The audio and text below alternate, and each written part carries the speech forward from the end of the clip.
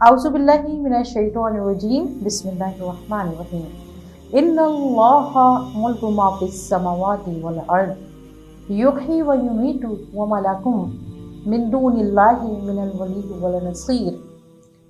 बेशक अल्लाह ही है जिसके लिए आसमान और ज़मीन की बादशाहत है,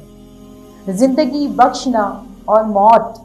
देना, और तुम्हारे लिए अल्लाह के सिवा ना कोई दोस्त है और ना कोई मददगार। अल्लाहुम्मा सल्ली अला सय्यदिना व मौलाना मुहम्मदिन व अला आलि सय्यदिना व मौलाना मुहम्मदिन व बारिक व सल्लु अलैहि। मौजूद सामीन और नाज़रीन, अस्सलामु अलैकुम व रहमतुल्लाहि व बरकातहू। प्रोग्राम इस्लाम और ख़वातीन में मैं हूँ आपकी मेज़बान सदफ असलम। हमेशा की तरह आज एक नए मौजू के साथ फिर हाजिर खिदमत है, और आज का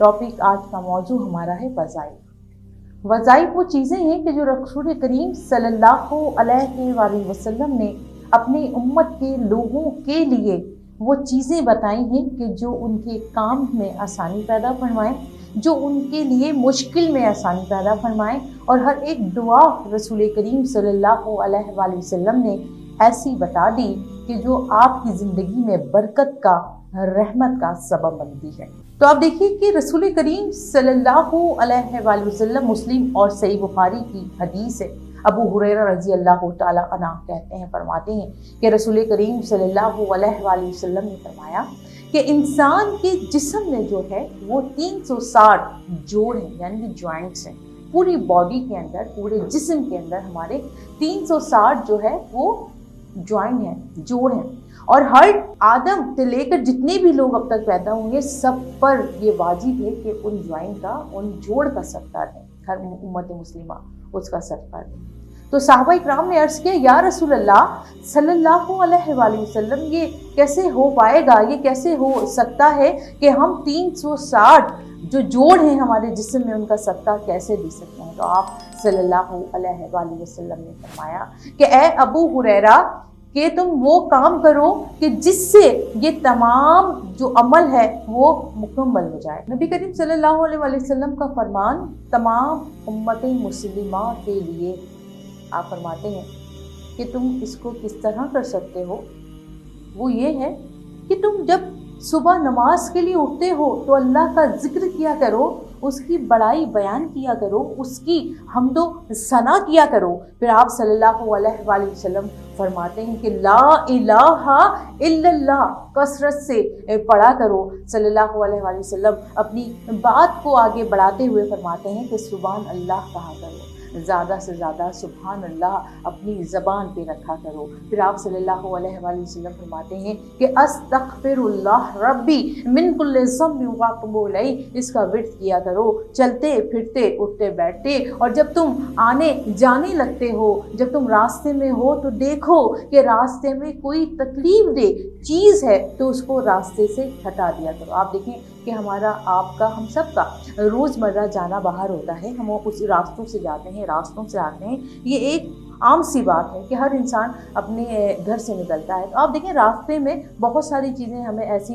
दिखने में भी आती हैं, हम देखते भी हैं, और कुछ चीज़ें ऐसी भी हैं कि हम लोगों को अमल करते हुए भी देखते हैं। तो रसूल करीम सल्लल्लाहु अलैहि वसल्लम फरमाते हैं, जब आप रास्ते से जाते हो तो तकलीफ दे चीज़ों को रास्ते से अलग कर दिया करो, ताकि मज़ीद आने वाला जो उस रास्ते से आ रहा है उसे तकलीफ़ ना हो। तो आप देखिए कि वो रास्तों में चीज़ें, कि आप देखें कहीं पर बड़े पत्थर होते हैं, छोटे पत्थर भी होते हैं, कहीं पे हड्डियाँ होती हैं, और किसी की आंखें कमज़ोर होती हैं, वो नहीं देख पाता, वो गिर जाता है, उसे तकलीफ़, वो तकलीफ़ दे चीज़ से रसूल करीम सल्लल्लाहु अलैहि वसल्लम ने बचने का और बचाने का हुक्म अता फरमाया कि रास्ते में अगर कोई कांटेदार छड़ी पड़ी है, कोई लकड़ी पड़ी है तो उसको रास्ते से हटा दो, कोई हड्डी पड़ी है तो उसे रास्ते से हटा दो, कोई पत्थर पड़ा है तो उसे रास्ते से हटा दो। फिर आप सल्लल्लाहु अलैहि वसल्लम ने अपनी गुफ्तगू को आगे बढ़ाते हुए फरमाया कि देखो, जब तुम आपस में मिला करो तो सलाम किया करो, आपस में सलाम का जो है हक वो अदा किया करो। आप सल्लल्लाहु अलैहि वसल्लम फरमाते हैं कि जो सलाम करता है अल्लाह रब्बुल इज़्ज़त ने उसका एक मकाम जन्नतुल फिरदौस में रखा हुआ है। तो आप देखिए कितनी ये एक आम सी बात हम समझते हैं, मगर इसकी افادیت دیکھیے کہ کتنی بڑی ہے کہ جب ہم کسی سے ملتے ہیں تو یہ لازمی ہے کہ اس پہ سلامتی بھیجیں، اور آگے والا ہمیں آگے سے جواب دیتا ہے وعلیکم السلام ورحمۃ اللہ وبرکاتہ، کہ اللہ بھی آپ پر سلامتی نازل فرمائے، اپنی رحمت نازل فرمائے۔ تو یہ لازمی کیا کریں کہ جب کسی سے ملیں تو سلام کیا کریں۔ آپ صلی اللہ علیہ وآلہ وسلم فرماتے ہیں کہ دو آدمیوں میں جب دیکھو کہ آپس میں جھگڑ رہے ہیں، دو آدمی جو ہے وہ آپس میں اختلافات ہیں، تو ان میں کوشش کیا کرو کہ اپنے عمل سے، اپنی زبان سے ان میں صلح کروا سکو۔ آپ صلی اللہ علیہ وآلہ وسلم آگے فرماتے ہیں کہ اچھی بات کا حکم دو اور برائی سے روکو، اور لوگوں کے ساتھ وہ عمل کرو کہ جو ان کے لیے آسانی پیدا کر سکے، لوگوں کی مدد کرو، ان کے کام آؤ۔ آپ دیکھیے کہ جب ہم دیکھتے ہیں باہر اپنے گھر میں بھی ہمارے بزرگ ہوتے ہیں تو ان کو ایک جگہ دیکھیں، جب انسان بڑھاپے میں ہوتا ہے، تکلیف میں ہوتا ہے، تو اٹھنا بیٹھنا اس کا بہت مشکل ہوتا ہے، ایک چیز کو اٹھانا اس کا بہت مشکل ہوتا ہے۔ تو آپ دیکھیے کہ اس کو پانی کا گلاس دینا صدقہ ہے، اس کو پلیٹ اٹھا کے دے دینا صدقہ ہے، اسے ایک جگہ سے دوسری جگہ پر بٹھانا سہارا دے کر وہ صدقہ ہے۔ راستے میں کوئی بزرگ ہیں جو بہت سارا سامان اپنے ہاتھ میں لیے ہوئے ہیں اور وہ جو ہے وہ مشکل میں نظر آ رہے ہیں آپ کو ان کی منزل تک پہنچانا یہ صدقہ ہے۔ آپ صلی اللہ علیہ وآلہ وسلم فرماتے ہیں کہ کسی کو سواری پہ سوار کروانا یہ بھی صدقہ ہے۔ آپ صلی اللہ علیہ وآلہ وسلم نے یہ تمام چیزیں بیان فرمائی، کہا کہ صبح جب فجر کی اذان ہو اور تمام اذانیں ہوتی ہیں، اور جب انسان اپنے قدم کو مسجد کی طرف عبادت کے لیے جاتا ہے، بڑھاتا ہے، تو یہ بھی صدقہ ہے۔ اور خواتین جب اذان ہوتی ہے تو اپنے گھروں میں اہتمام کرتی ہیں نماز کا، اور اپنے تمام فیملی میں جتنے ممبرس ہیں، بچیاں ہیں، لڑکیاں ہیں، خواتین ہیں، وہ نماز ادا کرتی ہیں، ان کو نماز کی ترغیب دو کہ آپ آئیے، تاکید کرو کہ اللہ کا حکم آ گیا ہے اور نماز پڑھو، یہ بھی صدقہ ہے۔ تو آپ دیکھیے کہ اس سے کیا ہوتا ہے، یہ تمام چیزیں مدد کرتی ہیں ان عمل میں کہ جو 360 جسم میں جو ہمارے جوڑ ہیں ان کا صدقہ دینے میں بہت مدد کرتی ہیں۔ رسول کریم صلی اللہ علیہ وآلہ وسلم فرماتے ہیں کہ وہ شخص روز قیامت اس حال میں ہوگا، یہ جو تمام میں نے آپ سے باتیں کی ہیں، جو میں نے نبی کریم صلی اللہ علیہ وآلہ وسلم کی تمام چیزیں آپ کو بتائی ہیں، تو آپ صلی اللہ علیہ وآلہ وسلم فرماتے ہیں جو شخص یہ کرے گا تو وہ روز محشر، روز قیامت اس حال میں ہوگا کہ اس نے اپنے آپ کو دوزخ کی آگ سے بچا لیا۔